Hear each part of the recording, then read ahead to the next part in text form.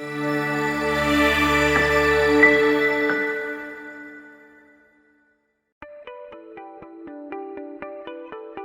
جاتا ہے کہ عورت صفات اور کمالات کا متضاد مجموعہ ہوتی ہے. اگر یہ باشعور ہو تو زندگی کو گل و گلزار بنا دیتی ہے، اور بے شعور ہو جائے تو زندگی کو بیکار بھی کر سکتی ہے.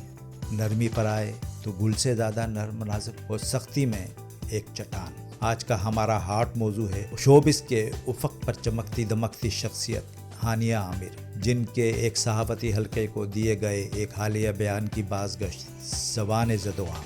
جاذب نظر پاکستانی فنکارہ ہانیہ عامر کا کہنا ہے کہ اپنی شہرت سے خوف آتا ہے، اور یہ کہ وہ معاشرے میں اچھی تبدیلی لانا چاہتی ہے. But it has been for such a long time. So I always say this, that I get scared of the fame that I have, because I feel like, when I meet God, what am I going to tell him?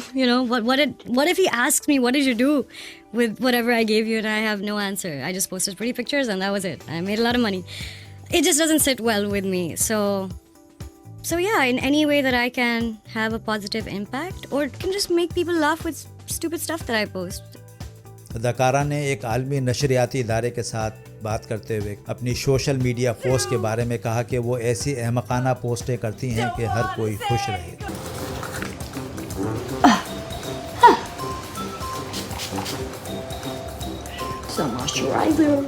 Hania عامر کہتی ہیں کہ ہمیشہ مجھے اپنی شہرت سے ڈر لگتا ہے کہ میں آخرت میں خدا کو کیا جواب دوں گی. اگر خدا مجھ سے پوچھے گا میں نے جو کچھ تمہیں دیا اس کا تم نے کیا کیا، تو پھر میں کیا کہوں گی کہ میں نے مفت میں اپنی تمام تصاویر اپلوڈ کر دی اور بہت سارے پیسے کما لیے. وہ کہتی ہیں میری کوشش ہوتی ہے کہ میں کسی بھی طرح مثبت تبدیلی لے آؤں یا اپنی احمقانہ سی پوسٹوں سے لوگوں کے چہروں پر مسکراہٹ لے آؤں. ہانیہ عامر کا یہ بیان بہت ہی اہمیت کا حامل ہے.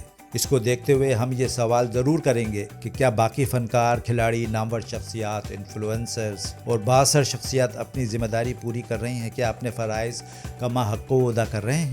کیا انہیں اس بات کا ادراک ہے کہ ان کی اس معاشرے، اس ملک، اس قوم کو کتنی ضرورت ہے، اور ان پر بھی کچھ ذمہ داریاں عائد ہیں جو انہوں نے پوری کرنی ہیں؟ اس وقت پاکستان مسائل کا شکار ہے، یا یوں کہیں کہ پاکستان مسائلستان بن چکا ہے. اب اس پاکستان نے ہمیں بہت کچھ دیا، مگر سوال یہ ہے کہ ہم نے اس کے جواب میں پاکستان کو کیا کچھ دیا ہے؟ کیا ہمارے ان انفلوئنسرز نے کبھی کچھ ایسا کیا کہ جس سے عوام میں خوشی کی ایک لہر دوڑے؟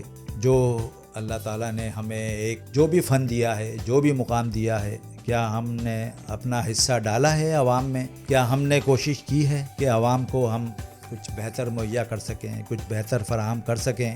ہمارے ہاں ہانیہ عامر بھی ہے، ہمارے یہاں فہد مصطفیٰ بھی ہے، بابر اعظم جیسا ایک نام بھی ہے. کیا ان لوگوں نے کبھی بتایا عوام کو کہ ٹریفک کے قوانین کیا ہوتے ہیں؟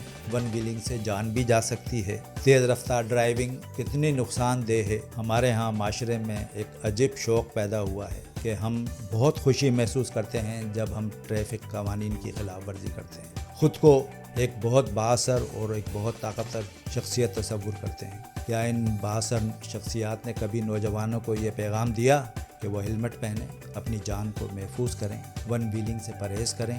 شاید آپ کی قیمتی جان بچ سکے.